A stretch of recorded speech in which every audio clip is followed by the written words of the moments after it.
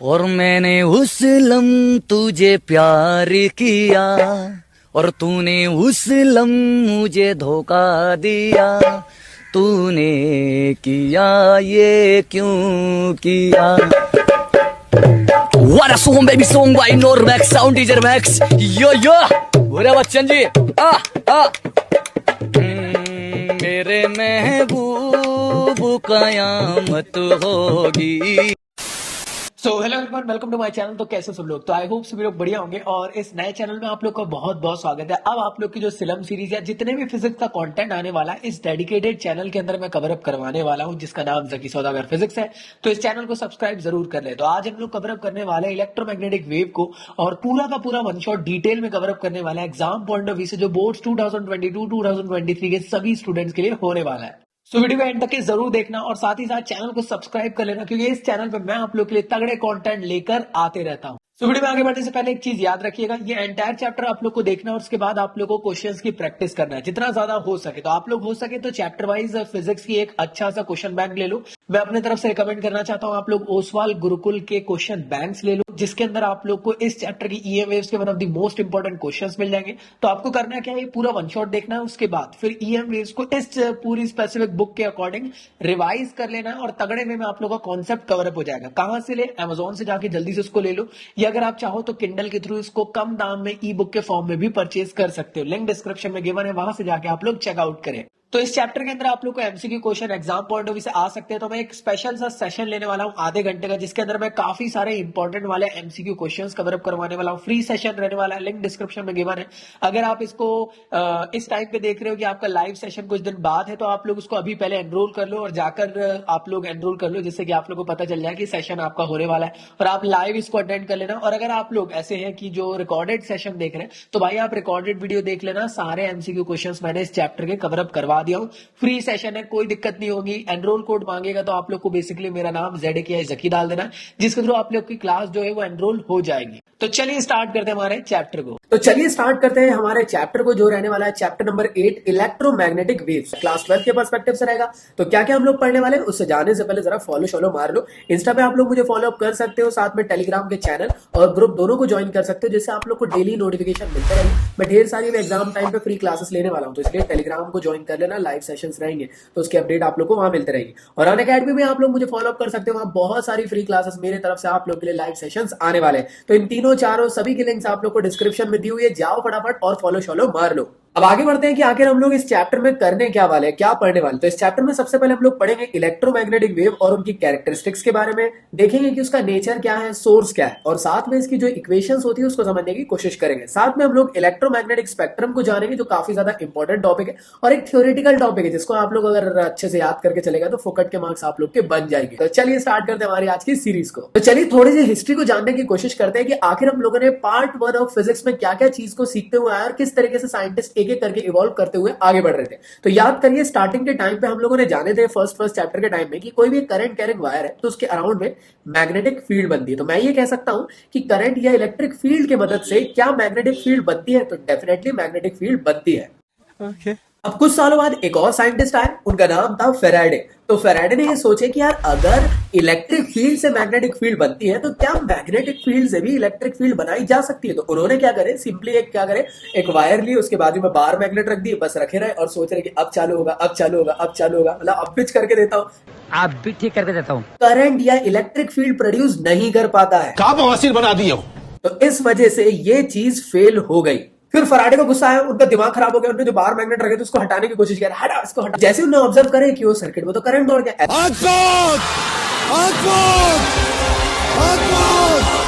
ऐसा क्यों हुआ? क्योंकि उन्होंने बार मैग्नेट को जब हटाए थे तो चेंजिंग इन मैग्नेटिक फील्ड हुआ था। तो यहां से ये चीज प्रूव हुई थी पार्ट फर्स्ट में कि मैग्नेटिक फील्ड की मदद से अगर इलेक्ट्रिक फील्ड बनाना है या करंट प्रोड्यूस करना है तो सिंपल आप लोग स्टेशनरी पोजीशन पे रख के बार मैग्नेट को या इलेक्ट्रोमैग्नेट को रख के आप लोग कभी भी प्रोड्यूस नहीं कर सकते हो। आप लोगों को changing in magnetic field create करना जरूरी है। मतलब क्या, बार मैग्नेट को बार बार आगे पीछे करते रहो या फिर आप लोग उसको बंद चालू करते रहो, जिससे कि उसमें चेंजिंग इन मैग्नेटिक फील्ड होते रहे। मतलब क्या, कम ज्यादा कम ज्यादा कम ज्यादा। तो इस वजह से करंट या इलेक्ट्रिक फील्ड प्रोड्यूस हो सकता है। तो ये वाली कंडीशन बिल्कुल सही निकली, जहां पे चेंजिंग इन मैग्नेटिक फील्ड की मदद से इलेक्ट्रिक फील्ड बनती है, ना कि मैग्नेटिक फील्ड से इलेक्ट्रिक फील्ड बनती है।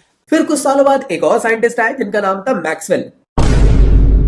ये वो मैक्सवेल नहीं है भैया जो ऑस्ट्रेलिया के प्लेयर है, ये मैक्सवेल एक साइंटिस्ट है। उन्होंने भी दिमाग लगाने की कोशिश करी कि अगर यार चेंजिंग इन मैग्नेटिक फील्ड की वजह से इलेक्ट्रिक फील्ड बन रही है तो क्या इलेक्ट्रिक फील्ड की वजह से मैग्नेटिक फील्ड बनेगी। आप लोग बोलोगे भैया ये तो पहले हो चुका है, तो जी हाँ ये पहले हो चुका है। अब बात जो करी जा रही है वो चेंजिंग इन इलेक्ट्रिक फील्ड से मैग्नेटिक फील्ड बनाने की बात हो रही है, और यही वाले पोर्शन से जन्म होता है किसका, बाहुबली का नहीं, ईएम वेव्स का। Oh my God! तो ये काफी ज्यादा इंपॉर्टेंट है, यहीं से आप लोग की पूरी स्टोरी स्टार्ट होगी। और ये मैक्सवेल ने इसको बताने की कोशिश करे थे कि चेंजिंग इन इलेक्ट्रिक फील्ड की मदद से मैग्नेटिक फील्ड प्रोड्यूस होती है, और यही कॉन्सेप्ट से आगे जाके हम लोग समझेंगे डिस्प्लेसमेंट करंट, और उससे जन्म होगा फिर से किसका, ईएम वेव्स का, और समझेंगे बेटर वे में। तो इसी तरीके से मैक्सवेल ने अपने एक्सपेरिमेंट भी कंडक्ट करे थे, और इस मैक्सवेल के एक्सपेरिमेंट के अंदर मैक्सवेल ने ये समझाने की कोशिश करे थे कि बहुत सालों पहले जो एम्पियर चीचा आए थे, उन्होंने जो एम्पियर सर्किट लॉ दे के गए थे वो था integral multiple of B dot D L which is equal to mu naught I. यहाँ पे जो करंट आई बताया गया है ये एक्चुअल में टोटल करंट नहीं है, ये अधूरा करंट है। okay. जैसे कई लोग की अधूरी कहानी रह जाती है क्लास 12th में, और वो किसी और के साथ फर्स्ट ईयर में चले जाती है। तो मैक्सवेल ये समझाना चाह रहे थे कि एक्चुअल में वो टोटल करंट नहीं है, वहां पे कुछ करंट मिस आउट भी है, और उसको एक्सप्लेन करने के लिए मैक्सवेल ने एक्सपेरिमेंट को कंडक्ट करे थे। और बड़े बड़े जो साइंटिस्ट उनके जमाने में जो थे उनको ये चीज समझा रहे थे। लेकिन याद करिए मैक्सवेल तो एकदम नए जमाने के लड़के थे, कल के आए लड़के थे, तो जो बुजुर्ग साइंटिस्ट थे वो लोग उनकी बात पे यकीन करने को तैयार नहीं हो रहे थे कि एम्पियर्स भाई बड़ा साइंटिस्ट क्या हलवा समझ के रखे हो गया भाई, ऐसा थोड़ी ना होता है ना, उनने क्या गया मतलब सही गए होगे, तुम कल के आए बड़े आए, जाओ पढ़ाई करो। कुछ पूछा मैंने कुछ।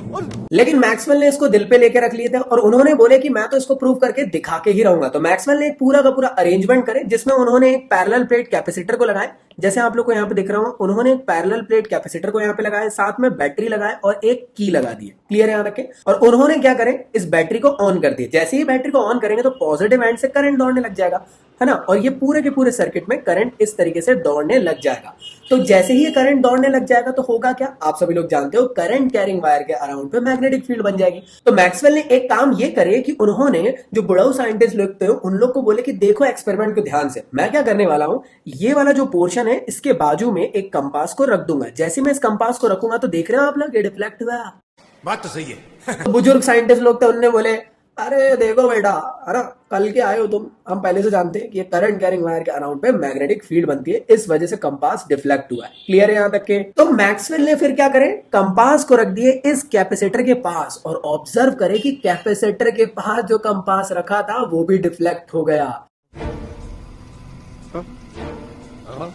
साइंटिस्ट लोग की पैंट गीली हो गई होंगी, लेकिन क्या है, जो पुरानी परंपराएं थी फिजिक्स की उसको मान्यता रखते हुए जो पुराने साइंटिस्ट है वो अटल होकर खड़े हो गए और बोले देखो बेटा ठीक है, कंपास हम्पास हिल गया, मान लेते हैं, ठीक है, हिल मिल गया, लेकिन एक चीज समझ लो, करंट तो सिर्फ वायर में दौड़ता है, ठीक है ना, जो वायर में दौड़ता है वही करंट है। तो ऐसे पहले के टाइम की साइंटिस्ट की एक किस्म से मेंटेलिटी थी, पहले के टाइम पे ये कॉन्सेप्ट माना जाता था। आज के टाइम पे मॉडर्नाइज हो चुका है, आप लोग जानते हो सभी लोग के, ऐसा नहीं है, कैपेसिटर के अंदर भी करंट दौड़ रहा है, उसके बाजू में भी अगर आप कंपास रख रहे हो तो उसके अराउंड में मैग्नेटिक फील्ड बन रही होगी। तो मैक्सवेल ने कहा चलो ठीक है, मान लेते चीजा, यहाँ पे क्या है, कंपास है, कंपास डिफ्लेक्ट हुआ, किसकी वजह से हुआ, मैग्नेटिक फील्ड, मतलब यहाँ पे मैग्नेटिक फील्ड बन रही होगी। मैग्नेटिक फील्ड बन रही होगी तो उसके परपेंडिकुलर में कौन बन रहा होगा, इलेक्ट्रिक फील्ड। तो यहीं से ही वो ये समझाना चाह रहे थे कि यहाँ पे इलेक्ट्रिक फील्ड बन रही होगी। इलेक्ट्रिक फील्ड बन रही, इसका मतलब क्या, यहाँ पे कोई ना कोई करंट दौड़ रहा होगा।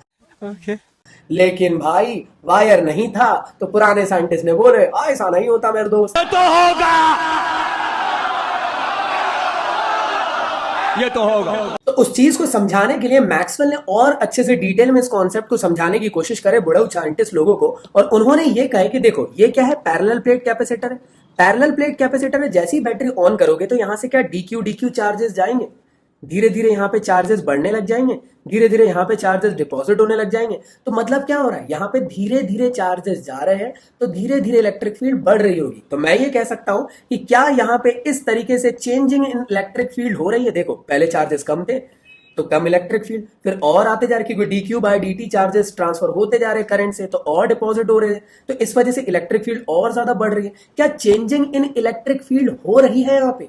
अगर यहाँ पे changing in electric field produce हो रही है तो इसके परपेंडिकुलर डायरेक्शन में मैग्नेटिक फील्ड बन रहा होगा, और ये भी चेंजिंग इन मैग्नेटिक फील्ड के फॉर्म में ही बन रहा होगा, धीरे धीरे बढ़ रहा होगा ये, और इसी के वजह से ही कंपास डिफ्लेक्ट हुआ था। और उन्होंने ये समझाने की कोशिश करे कि हाँ, यहाँ पे भी एक किस्म का और करंट होता है जो कि चेंजिंग इन इलेक्ट्रिक फील्ड के वजह से बनता है, और उसका नाम दिया गया डिस्प्लेसमेंट करंट, और यहां से निकल के आया आइडिया ऑफ डिस्प्लेसमेंट करंट।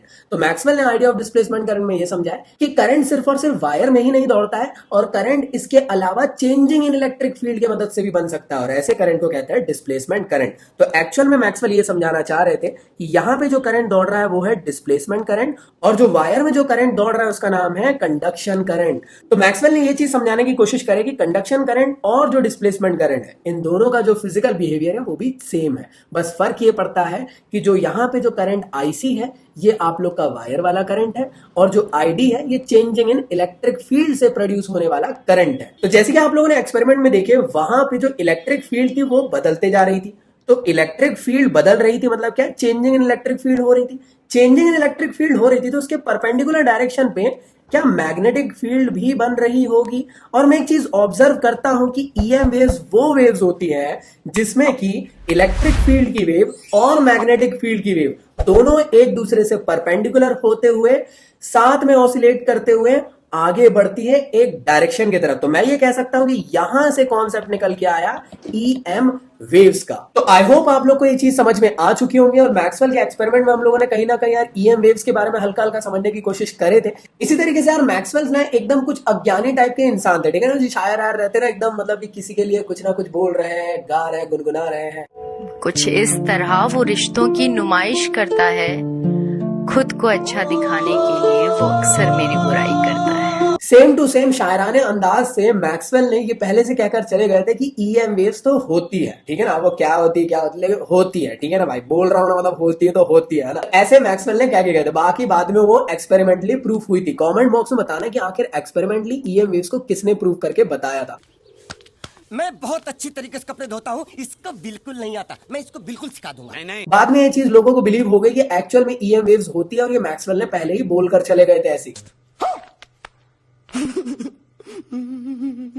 तो चलिए देखते हैं आखिर की ईएम वेव्स होती क्या है। तो ईएम वेव्स एक ऐसे टाइप्स की वेव होती है जिसमें कि इलेक्ट्रिक फील्ड की वेव और मैग्नेटिक फील्ड की वेव दोनों सेम टाइम ऑसिलेट करते हुए किसी एक स्पेसिफिक डायरेक्शन की तरफ बढ़ती है, वो कहलाती है ईएम वेव्स।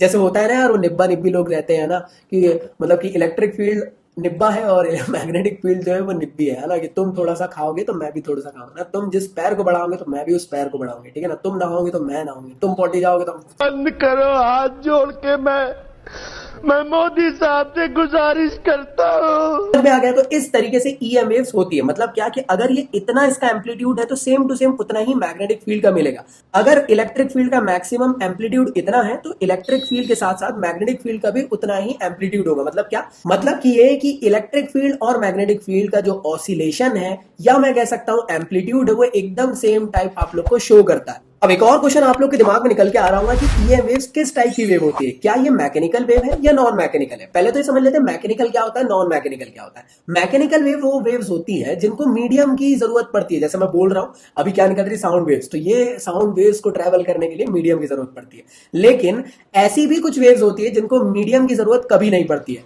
और उन्हें कहते हैं नॉन मैकेनिकल वेव, और उसका सबसे बड़ा एग्जांपल है ईएम वेव्स। तो ईएम वेव्स खुद में एक नॉन मैकेनिकल वेव होती है। साथ में एक चीज समझने वाली बात यह है कि ईएम वेव की स्पीड क्या होती है भाई, तो जो लाइट की स्पीड है ना वही ईएम वेव की स्पीड है। क्यों? क्योंकि ईएम वेव के स्पेक्ट्रम के अंदर ये आप लोग का विजिबल लाइट, सनलाइट सब कुछ आता है, और लाइट की स्पीड ही आप लोग की ईएम वेव की स्पीड कहलाएगी, जो होती है 3 × 10⁸ मीटर पर सेकंड की। इसी के साथ साथ मैंने एक छोटा सा क्वेश्चन आप लोगों से पूछा था कि ईएम वेव्स को एक्सपेरिमेंटली किसने प्रूव किया है, तो 1885 में हर्ट्ज ने एक्सपेरिमेंटली ईएम वेव्स को प्रूव करके चले गए थे। लेकिन इसके बारे में मैक्सवेल ने बहुत सालों पहले बता दिए थे, है ना, मतलब उन्होंने तो कह दिए थे शायराना अंदाज में, जैसे मैंने आप लोग को समझाया थोड़ी देर पहले। तो जैसे मैंने आप लोग को समझाने की कोशिश किया कि देखो यार, हमेशा याद रखना, इलेक्ट्रिक फील्ड, मैग्नेटिक फील्ड और वेव का डायरेक्शन ये तीनों एक दूसरे के परपेंडिकुलर होते हैं। क्लियर है यहां तक के? मतलब कि अगर इलेक्ट्रिक फील्ड इस एक्सिस में दौड़ रही है कुछ इस तरीके से, तो मैग्नेटिक फील्ड उसके परपेंडिकुलरली दौड़ेगी। मतलब क्या, अगर ये पॉजिटिव हुई इलेक्ट्रिक फील्ड तो ये भी पॉजिटिव जेड एक्सिस में दौड़ेगी। अगर ये y के नेगेटिव एक्सिस में हुई तो ये भी z के नेगेटिव एक्सिस में होंगी। अगर ये फिर से उसके पॉजिटिव में हुई तो फिर ये z के पॉजिटिव में होगी। इस तरीके से इनका मूवमेंट होता है। और याद रखिएगा, इलेक्ट्रिक फील्ड और मैग्नेटिक फील्ड ये एक दूसरे के परपेंडिकुलर होकर चलते हैं, तभी ईएम वेव्स फॉर्म होने वाली है। साथ ही साथ एक और चीज कि वेव का कोई एक स्पेसिफिक डायरेक्शन है, मतलब वेव कुछ इस तरफ आगे बढ़ रही है। मैं ये कह सकता हूं कि इलेक्ट्रिक फील्ड, मैग्नेटिक फील्ड दोनों की जो वेव है और साथ में जो एक्चुअल वेव का डायरेक्शन है वो इन दोनों के परपेंडिकुलर है। तो ये चीज समझ में आई, ये चीज याद रखिएगा, बहुत इंपॉर्टेंट है। और याद रखिएगा, एक्सिस का नाम आप लोग कुछ भी दे सकते हो, जैसे इसका नाम मैंने y दे दिया, इसका z दे दिया, तो इसका x दे दिया। तो मैं ये कह रहा हूं कि इलेक्ट्रिक फील्ड जो है वो y एक्सिस में दौड़ रही है, मैग्नेटिक फील्ड जो है वो z में दौड़ रही है, और डायरेक्शन जो है वेव का वो x में हो सकता है। और ये डिफर भी हो सकता है, ठीक है ना, आगे पीछे भी हो सकता है। इट डजंट मीन कि ये स्टिफ है कि नहीं इलेक्ट्रिक फील्ड तो x में ही दौड़ेगी। आई होप यहां तक कि आप लोग को समझ में आ गया होगा। तो ईएम वेव के बारे में काफी कुछ जान चुके हैं आप लोग। अब जानते हैं कि आखिर ईएम वेव का सोर्स होता क्या है, कैसे पैदा हो रही है भाई ये। तो एक्चुअल में ईएम वेव जो है वो एक्सेलरेटेड चार्ज पार्टिकल या ऑसिलेटिंग चार्ज पार्टिकल की मदद से प्रोड्यूस होती है। ये काफी ज्यादा इंपॉर्टेंट है। क्वेश्चन इस तरीके से आप लोग को फ्रेम किया जाएगा कि what do you mean by EM wave, उसका सोर्स क्या है, नेचर क्या है, ये सभी चीजें आप लोग की पूछी जा सकती है। इसी तरीके से जो अगली चीज निकल के आती है वो ये है कि आखिर ईएम वेव्स का नेचर क्या है। ईएम वेव का नेचर भी काफी इंपॉर्टेंट है, वो है ट्रांसवर्स नेचर। ट्रांसवर्स नेचर का मतलब ये कि यार इलेक्ट्रिक फील्ड, मैग्नेटिक फील्ड और वेव का डायरेक्शन तीनों एक दूसरे के परपेंडिकुलर है और ये शो करते हैं ट्रांसवर्स फॉर्म ऑफ नेचर। जैसे कि आप लोग इस डायग्राम पे देख रहे होंगे कि अगर इलेक्ट्रिक फील्ड इस डायरेक्शन में, मैग्नेटिक फील्ड इस डायरेक्शन में, तो ये एक दूसरे के परपेंडिकुलर है। और वेव का डायरेक्शन इलेक्ट्रिक फील्ड और मैग्नेटिक फील्ड दोनों से भी परपेंडिकुलर है। तो यहां से मेरे ख्याल से समझ में आया और यही शो करता है ट्रांसवर्स नेचर। अब जो नेक्स्ट टॉपिक आप लोग का आता है कि आखिर ईएम वेव्स का डायरेक्शन क्या है। कहीं ना कहीं तो बढ़ेगी, कुछ ना कुछ तो बताया गया होगा, ऐसी थोड़ी ना बोले कहीं पे भी चल बसी किसी और को देख के। बात तो सही है। तो ऐसा नहीं होता है, ठीक है ना, एक स्पेसिफिक डायरेक्शन होता है। तो ईएम वेव का जो प्रोपोगेशन है या जो वेव का डायरेक्शन है वो होता है E क्रॉस B के क्रॉस प्रोडक्ट के अकॉर्डिंग। मतलब क्या, जैसे आप लोगों ने पढ़े होंगे आई कैप क्रॉस J कैप, तो इसका क्या होगा K कैप। मतलब एक आपका स्पेसिफिक डायरेक्शन निकल के आ रहा है ना। अब काफी लोग बोलते हैं कि भैया अगर इलेक्ट्रिक फील्ड नेगेटिव हो गई, मैग्नेटिक फील्ड नेगेटिव हो गई, तो कौन सा डायरेक्शन है फिर। तो याद रखिएगा आई कैप माइनस J कैप, ये पॉजिटिव K कैप ही होता है ना, तो पॉजिटिव एक्सिस में ही आप लोग की दौड़ने वाली है। इस चीज को याद रखिएगा। काफी सारे लोग एक और चीज बोल देते हैं कि भैया अगर इलेक्ट्रिक फील्ड पॉजिटिव में जा रही, मैग्नेटिक फील्ड नेगेटिव में, ऐसा होता ही नहीं। आप लोग जैसे कि आप लोगों ने ऑब्जर्व करे होंगे कि इलेक्ट्रिक फील्ड अगर पॉजिटिव y एक्सिस में आई तो उसी टाइम पे पॉजिटिव z एक्सिस में भी आती है, और जब नेगेटिव z एक्सिस में आती है आप लोग की मैग्नेटिक फील्ड, तो इलेक्ट्रिक फील्ड भी आप लोग की y के नेगेटिव एक्सिस में ही आती है। तो इसलिए अगर आप लोग पॉजिटिव के लिए भी चेक करोगे तो भी आप लोग का K कैप ही आ रहा है, और अगर आप लोग नेगेटिव के पर्सपेक्टिव से भी देखोगे तो नेगेटिव नेगेटिव तो पॉजिटिव हो जाएगा। इसलिए हम लोग देखते हैं कि वेव का जो डायरेक्शन है, ईएम वेव्स का स्पेसिफिक डायरेक्शन है, ये हमेशा पॉजिटिव एक्स एक्सिस की तरफ ही होता है। काफी सारे लोग पता नहीं कौन सी भांग पीकर बैठते हैं, उनको लगता है कि यार भैया वाई एक्सिस में इलेक्ट्रिक फील्ड होती है, जेड में मैग्नेटिक फील्ड होती है और एक्स में ही वेव का डायरेक्शन होता है। ऐसा कुछ नहीं है। याद रखिएगा वेव का डायरेक्शन ई क्रॉस बी के पर्सपेक्टिव से, ठीक है ना, एक्सिस के पर्सपेक्टिव से नहीं है। एक्सिस तो आप लोग इस तरीके से डिफर भी कर सकते हो। अगर जेड एक्सिस में इलेक्ट्रिक फील्ड है, मैग्नेटिक फील्ड एक्स एक्सिस में, तो आप लोग का वेव का डायरेक्शन वाई एक्सिस में हो जाएगा। अगर एक्स एक्सिस में इलेक्ट्रिक फील्ड है, वाई एक्सिस में मैग्नेटिक फील्ड है, तो जेड एक्सिस में आप लोग का वेव का डायरेक्शन हो जाएगा। इससे ये समझ में आया कि आप लोग को ये चीज को ऑब्जर्व करना है कि ई क्रॉस बी के क्रॉस प्रोडक्ट के अकॉर्डिंग वेव का डायरेक्शन डिफाइन किया जा सकता है। इसी तरीके से जो नेक्स्ट टॉपिक है आप लोग का, उसका नाम है इक्वेशंस ऑफ ईएम वेव। तो कई बार ये भी आप लोग का एग्जाम में पूछा जा सकता है कि यार ईएम वेव की इक्वेशंस क्या होती है। काफी इंपॉर्टेंट है, दिमाग लगाने की कोशिश करो। ईएम वेव्स की कितनी इक्वेशंस होंगी, पॉज करो और सोचो। मतलब कि ईएम वेव्स के अंदर इलेक्ट्रिक फील्ड होती है और मैग्नेटिक फील्ड होती है। इस वजह से ईएम वेव्स की दो टाइप की आप लोग की इक्वेशन बनने वाली है। एक बनेगी इलेक्ट्रिक फील्ड के लिए, एक बनेगी मैग्नेटिक फील्ड के लिए। तो सबसे पहली चीज की ईएम वेव की इक्वेशन कैसे डिराइव करें। तो ये किसकी इक्वेशन है, वेव की इक्वेशन है। तो वेव की स्पेसिफिक इक्वेशन क्या होती है, y which is equal to a sin kx plus minus omega T. देखो यार इस इक्वेशन को इस फॉर्म में भी लिखा जा सकता है। तो कई बार क्या होता है ना कि आप लोग बोलोगे कि भैया गलत पढ़ा रहे, ऐसा नहीं है। आप लोग इसको ऐसे भी लिख सकते हो, कोई बात नहीं। ये आप पे डिपेंड कर रहा है कि किसको पहले लिखना है किसको बाद में लिखना है, लेकिन बीच में प्लस माइनस आता है। अब ये प्लस माइनस कैसे डिफाइन होगा कि कब प्लस लेंगे कब माइनस लेंगे, क्लास 11th में ये सब चीज पढ़ चुके हैं, लेकिन थोड़ा थोड़ा समझा दे रहा हूं क्योंकि अभी समझना बाकी है। ईएम वेव की इक्वेशन वहां पे आप लोग को नेगेटिव शो करना है, क्यों करना है उसके पीछे का रीजन अभी देखते हैं। चलो भाई, तो पॉजिटिव इक्वेशन के बीच में कब यूज किया जाता है? इक्वेशन के बीच में पॉजिटिव साइन तब यूज किया जाता है जब वेव जो है वो नेगेटिव एक्सिस में ट्रेवल करे। समझ में आया? अगर वेव नेगेटिव एक्सिस में ट्रेवल कर रही है तो आप लोग को इक्वेशन के बीच में पॉजिटिव यूज करना है यहां पे, और अगर वेव जो है वो पॉजिटिव एक्स एक्सिस में ट्रेवल कर रही है तो आप लोग को हमेशा इक्वेशन के बीच में नेगेटिव ही डिनोट करते हुए चलना है। तो आप लोग खुद दिमाग लगाओ कि ईएम वेव्स तो पॉजिटिव एक्सिस में ही हमेशा ट्रेवल करेगी। क्यों? क्योंकि ये हमेशा क्रॉस प्रोडक्ट में चल रही है, ई क्रॉस बी के। और अभी हम लोगों ने समझे कि अगर नेगेटिव नेगेटिव भी होगा तो वो भी पॉजिटिव ही निकल के आ रहा है। क्यों? क्योंकि ईएम वेव अगर इलेक्ट्रिक फील्ड पॉजिटिव में जाती है तो मैग्नेटिक फील्ड भी उसी टाइम पॉजिटिव में जा रही है। इस वजह से हमेशा डायरेक्शन उसका पॉजिटिव में ही आप लोग को दिखाई दे रहा है। इस वजह से हम लोग लेंगे क्या कि हमारी जो एक्सिस है वो हमेशा पॉजिटिव रहेगी, तो साइन बीच में नेगेटिव लेंगे। तो ये चीज समझ में आया? तो ईएम वेव्स की इक्वेशन के लिए हम लोग जो वेव की इक्वेशन है वो ये वाली लेकर चलेंगे। क्लियर है यहां तक के? और साथ ही साथ मैंने आप लोग को समझाया कि दोनों फॉर्म में ले सकते हो, साथ में आप लोग ये वाला फॉर्म भी ले सकते हो जिसमें आप लोग के एक्स को पहले लिख दो, ओमेगा टी को बाद में ले लो। तो आप लोग बताओ कौन सा वाला यूज करें? चलो एक काम करते हैं, ये वाला यूज करके हम लोग वेव की इक्वेशन निकाल लेते हैं। तो जो सबसे पहला आप लोग का आएगा वो है इलेक्ट्रिक फील्ड की वेव। तो इलेक्ट्रिक फील्ड की वेव क्या होगी? वो होगी E which is equal to, अब देखो यहां पे ये क्या था? ये था ए। ए क्या है भैया? तो जो भी स्पेसिफिक वेव होगी उसका मैक्सिमम एम्पलीट्यूड ए है। तो यहां पे क्या होगा? E नॉट होगा। जैसे फॉर एग्जाम्पल इंग्लिश देख रहे हो? अरे कहना क्या चाहते हो? चलो भाई, तो यहां पे क्या है भाई? ये है आप लोग की ईएम वेव की इलेक्ट्रिक फील्ड का एक फॉर्म। तो यहां पे जो मैक्सिमम एम्पलीट्यूड होगा उसको ई नॉट से डिनोट किया गया, ठीक है। फिर साइन के एक्स माइनस ओमेगा टी। अब देखो यार, क्लास 11th में ये चीज आप लोगों ने पढ़े होंगे, जो के है उसकी वैल्यू होती है 2 पाई अपॉन लैम्डा, और साथ में जो ओमेगा है उसकी वैल्यू होती है 2 pi upon T. Comment box में जरा चिल्ला चिल्ला के बताओ कि ओमेगा और के होता क्या है। क्लास 11 में पढ़कर बैठे हो तुम लोग। इनको वैल्यू को पुट करो और आप लोग की ईएम वेव की इक्वेशन को आगे बढ़ाते हैं। तब आप लोग की जो इक्वेशन है वो बन जाएगी ई नॉट साइन, ये हो जाएगा यहाँ पे 2 pi upon lambda into x minus 2 pi upon T, और यहाँ पे एक और टी। तो अगर आप लोग चाहो तो 2 पाई को यहां से कॉमन निकाल सकते हो। तो इक्वेशन कुछ इस तरीके से भी हो सकती है कि साइन, फिर आएगा यहाँ पे 2 पाई ब्रैकेट के अंदर x upon lambda minus T upon T. इस तरीके से भी इक्वेशन को लिख सकते हो। और याद होगा आप लोग को कि फ्रीक्वेंसी की वैल्यू होती है 1 अपॉन टी। याद है? नहीं याद है? क्लास 11th पे जाओ भाई।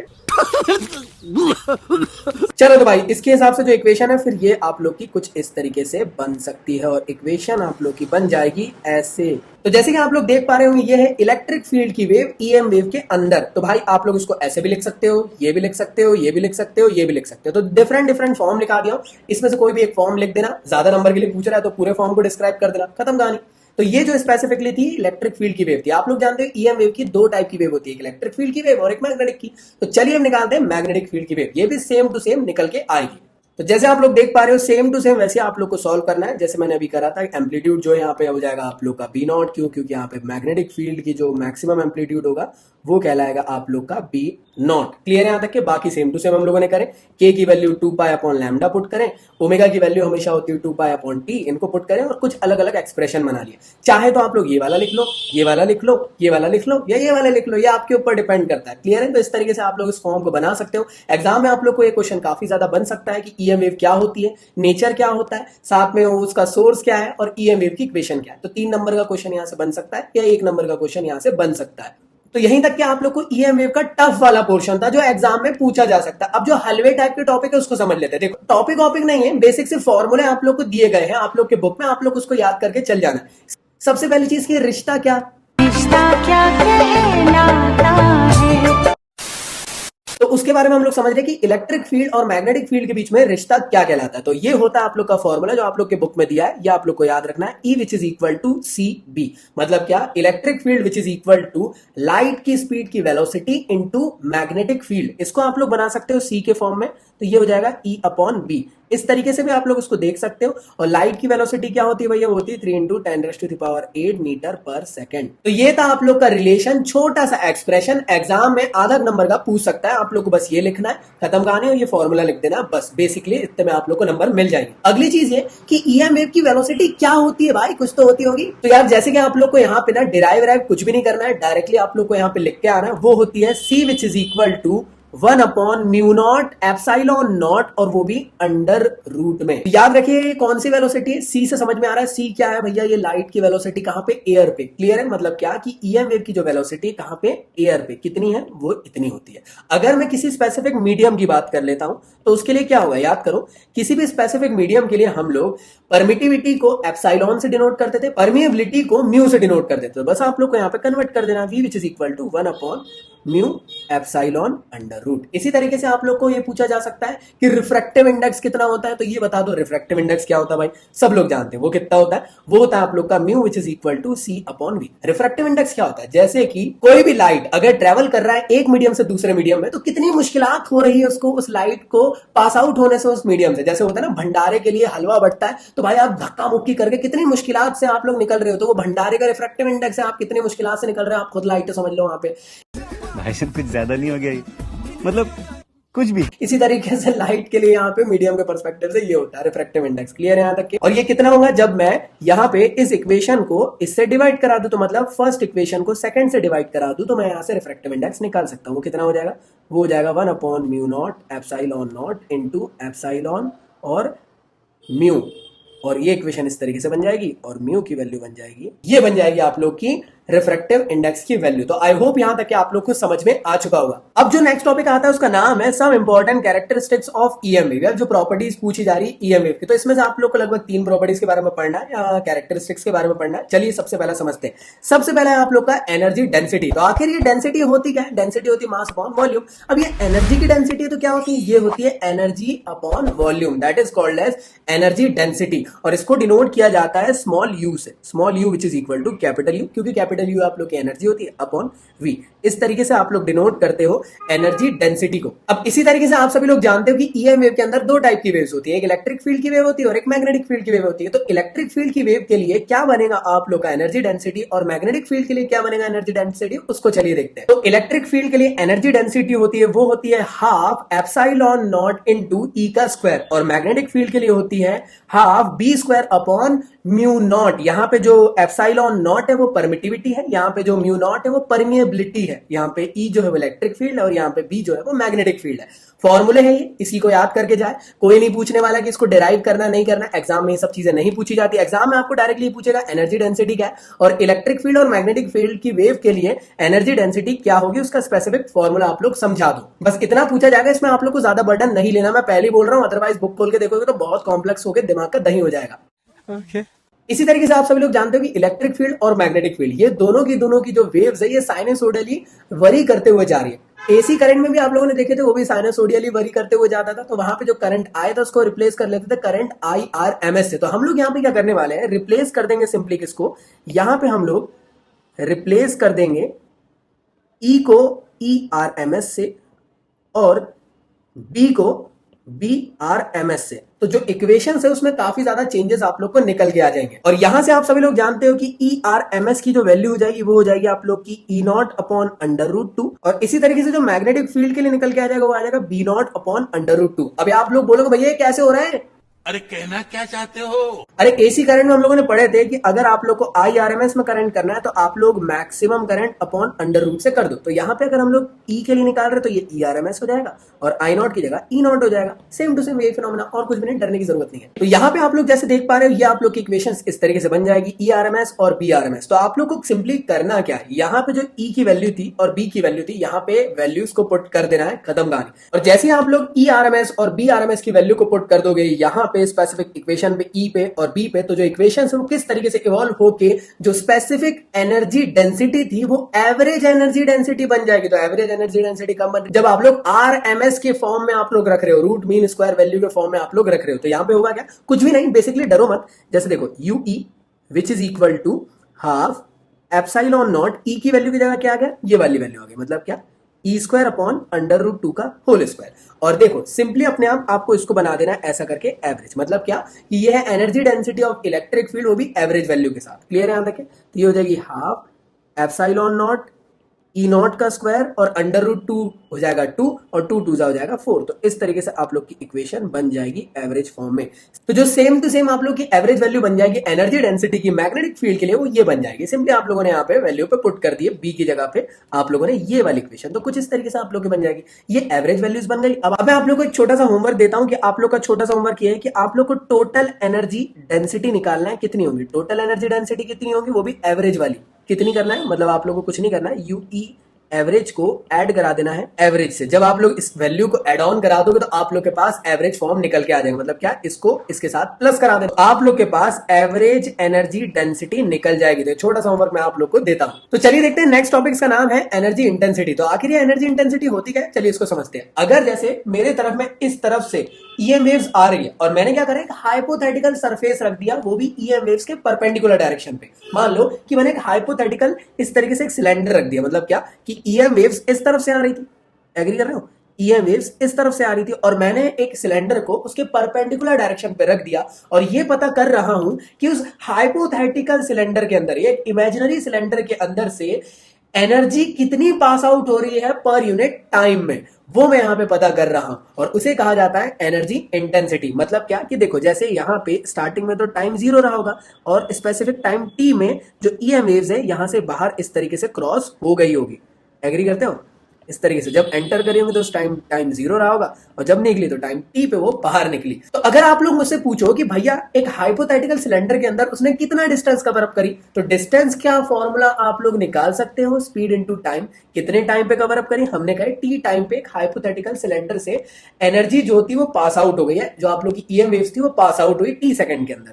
तो भैया टाइम टी हो जाएगा कितनी वेलोसिटी के साथ, सी वेलोसिटी के साथ। तो डिस्टेंस आप लोग की यहां से निकल जाएगी। तो कितनी डिस्टेंस होगी यहां पे, तो वो होगी आप लोग की सी टी। तो ये टोटल डिस्टेंस आप लोग की यहां से लेकर यहां तक के सीटी होगी और इसके अंदर इस तरीके से ईएम वेव्स आई होगी, टी टाइम के अंदर ये बाहर निकल गई होगी। तो सबसे पहले तो आप लोग को ये बताना होगा कि कितनी टोटल एनर्जी इसके अंदर आई होगी। पहले एनर्जी देख लेते हैं, फिर उसके बाद एनर्जी इंटेंसिटी देख लेंगे। इसी तरीके से आपसे कोई भी ये पूछ सकता है कि इस हाइपोथेटिकल या इमेजिनरी सिलेंडर के अंदर कितनी एनर्जी पर यूनिट टाइम पे जा रही है, वो तो एनर्जी इंटेंसिटी हुई, लेकिन स्पेसिफिक एनर्जी कितनी यहां से निकल रही है, इसको अगर आपसे कोई पूछता है, मतलब स्पेसिफिक यू की वैल्यू पूछता है, तो एनर्जी डेंसिटी का फॉर्मूला हम लोगों ने देखे थे, याद करो वो ये था। अगर मैं इसको u which is equal to, अगर मैं इसको u which is equal to u into V कर दूं तो यहां से आप लोग एनर्जी निकाल सकते हो। सेम टू सेम यहां पे भी आप लोग एनर्जी निकालने का यहां पे यूज कर सकते हो। तो जो टोटल एनर्जी आप लोग की होगी किसके अंदर, इस स्पेसिफिक सिलेंडर के अंदर, वो कितनी होगी,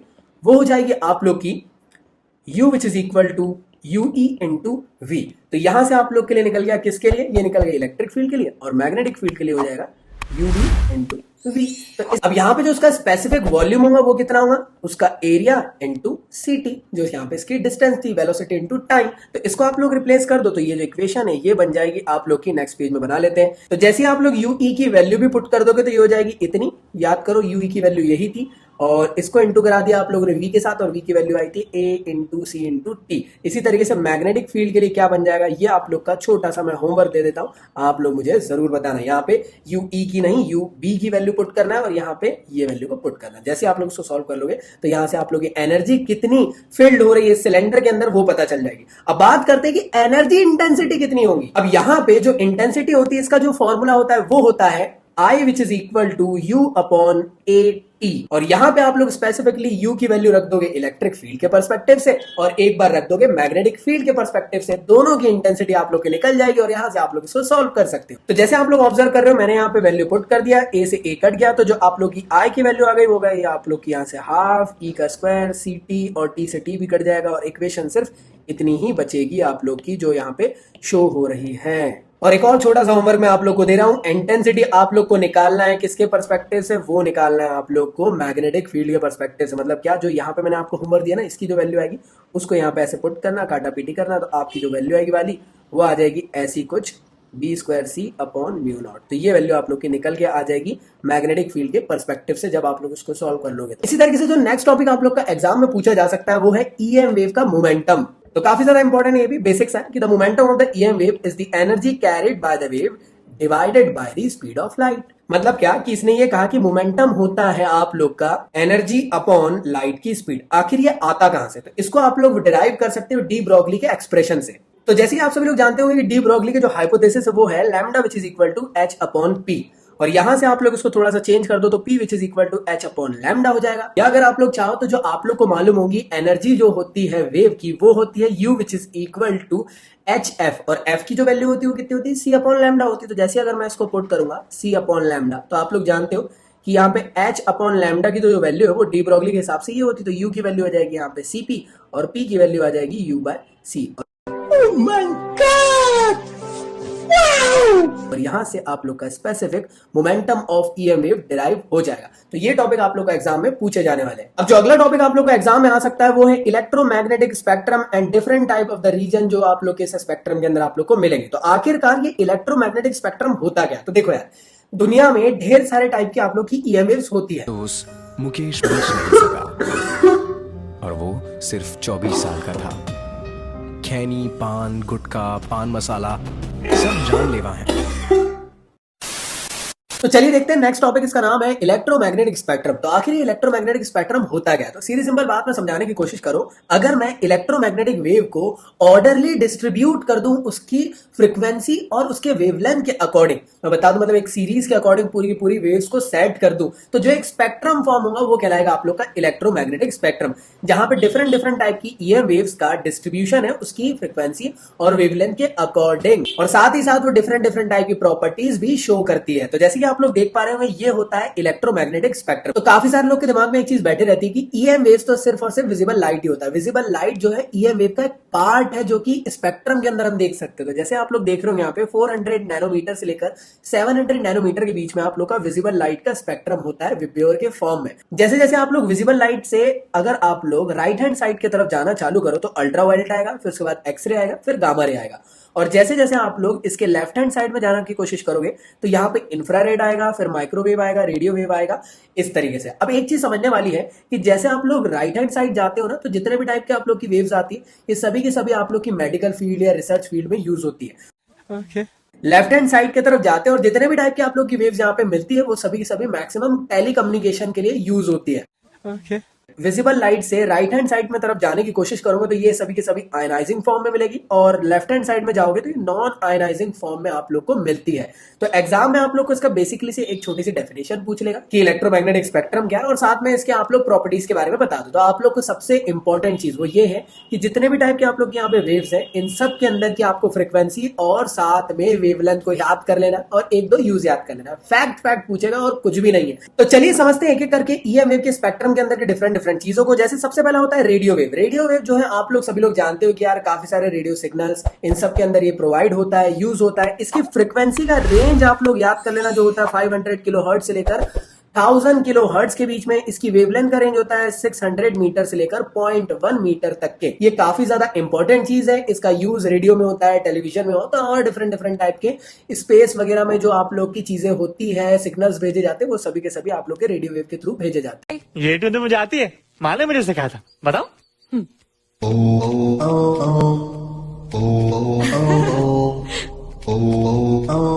तो चलिए देखते हैं नेक्स्ट, इसका नाम है माइक्रोवेव। तो माइक्रोवेव एक किस्म की शॉर्ट वेवलेंथ टाइप का रेडियो वेव होती है। साथ में इसकी जो फ्रीक्वेंसी होती है 10⁻⁹ हर्ट्ज से लेकर 10⁻12 तक के, और इसकी जो वेवलेंथ की रेंज है वो है 0.3 मीटर से लेकर 10⁻³ मीटर तक के। काफी ज्यादा इंपॉर्टेंट है। घर के अप्लायंसेस में ये यूज होता है, खाना पकाने वगैरह गर्म करने के काम आता है। जब किसी से चोरी छुप के आप लोग कुछ खाने जाते हो और फिर उसने आपको डब्बा पैक करके देती है और बोलती है कि घर में बच्चा बाबू तुम खा ही लेना, मेरे बाबू ने खाना खाया। उस टाइप की जो आप लोग को वेव्स चाहिए जिससे आपका खाना गर्म हो सके वो है माइक्रोवेव। इसी के साथ साथ जो नेक्स्ट होता है आप लोग का इंफ्रारेड वेव। इसकी फ्रीक्वेंसी और वेवलेंथ दोनों आप लोग को याद करना बहुत जरूरी है यार, ये तो आप लोग को याद करना ही है। अब ये कैसे प्रोड्यूस होती है? ये होती है हॉट बॉडीज या मॉलिक्यूल्स के वजह से। जैसे आप लोग जानते होंगे कि हर रिमोट के सामने में एलईडी लगा रहता है, जो बचपन से चमकाने की कोशिश करे, आज तक नहीं चमक पाया, उसको चमकाते हुए देखना, तो आप अपने मोबाइल के कैमरे से उस एलईडी की तरफ देखना और फिर बटन दबाना तो रेड कलर का ब्लिंक करेगा। वही आप लोग का इंफ्रारेड वेव होता है। और इंफ्रारेड वेव जो है एकदम विजिबल के बाद, मतलब अगर आपसे कोई पूछे कि रेड के बियॉन्ड क्या है, तो आप कहोगे इंफ्रारेड। अब अगला आता है विजिबल लाइट का स्पेक्ट्रम। तो इसका वेवलेंथ और साथ ही साथ फ्रीक्वेंसी याद होना चाहिए, बहुत इंपॉर्टेंट है। दुनिया भर में जो भी चीजें आंखों से देखी जा रही है और दिखाई दे रही है, वो सभी के काम विजिबल लाइट आता है। अगली चीज है अल्ट्रावायलेट लाइट। तो अल्ट्रावायलेट लाइट में भी आप लोग को फ्रीक्वेंसी और वेवलेंथ तो याद कर लेना है, काफी इंपॉर्टेंट है। सन से आप लोग को यूवी रेज आ रही है। अल्ट्रावायलेट रेज आप लोग को यार जर्म्स को मारने के काम के लिए भी यूज किया जाता है। जो भी आप लोग देखते हो ना, जो बिस्लरी के प्लांट रहते हैं, जो आप लोग के घर में केन वाले भैया आते हैं, वो पानी लेके आते हैं, तो वो ओजोनाइड वाटर्स रहता है। तो उसके अंदर जितने भी जर्म्स रहते हैं उनको मारने के लिए, या फिर जो भी टाइप के अजीबो गरीब बैक्टीरिया फैक्टीरिया रहते हैं, उसको निपटाने के काम आते हैं। अगला जो है वो है एक्सरे। एक्सरे की फ्रीक्वेंसी और रेंज याद होनी चाहिए। साथ ही साथ कहाँ यूज होता है? मेडिकल पर्पस के अंदर ये यूज होता है। अगली चीज है गामा रे। इसकी फ्रीक्वेंसी और साथ ही साथ वेवलेंथ तो याद हो। और ये कहाँ यूज होता है? तो ये यूज होता है पॉलिथीन की मेकिंग के टाइम पे। तो आई होप आप लोग को ये पूरा का पूरा टॉपिक समझ में आ चुका होगा। मैं जानता हूँ थोड़ा बोर हो गए लग रहा होगा कि भैया क्या यार बोरिंग लग रहा है। अरे देखो यार, ये थियोरेटिकल टॉपिक है, हलवा चीज है। ज्यादा से ज्यादा ईएम वेव क्या है, उसका नेचर क्या है, ये सभी चीजें आप लोग से, मतलब देखो एक पोर्शन पूछेगा ईएम वेव का और एक स्पेक्ट्रम का। तो होप सो आप लोग का स्पेसिफिक चैप्टर कंप्लीट हो चुका होगा। इसके बाद आप लोग को ईमानदारी से यार इसको अच्छे से रिवाइज कर लेना है, क्योंकि एग्जाम में आप लोग के लिए बहुत ज्यादा बेनिफिशियल होने वाला है। साथ में यार प्रीवियस ईयर के जितने क्वेश्चन है, जो मैंने आप लोग को एक बेस्ट बुक बताया हूँ क्वेश्चन बैंक की, उससे रिवाइज कर लेना, जिसकी लिंक डिस्क्रिप्शन में गिवन है। वहां से जाके आप लोग उस चैप्टर को रिवाइज कर लेना, क्वेश्चंस लगा लेना, और तगड़ा ये चैप्टर आप लोग का हो जाएगा। तो होप सो आप लोग को चैप्टर समझ में आ चुका होगा। मिलता हूँ नेक्स्ट वीडियो में, जब तक के लिए गुड बाय।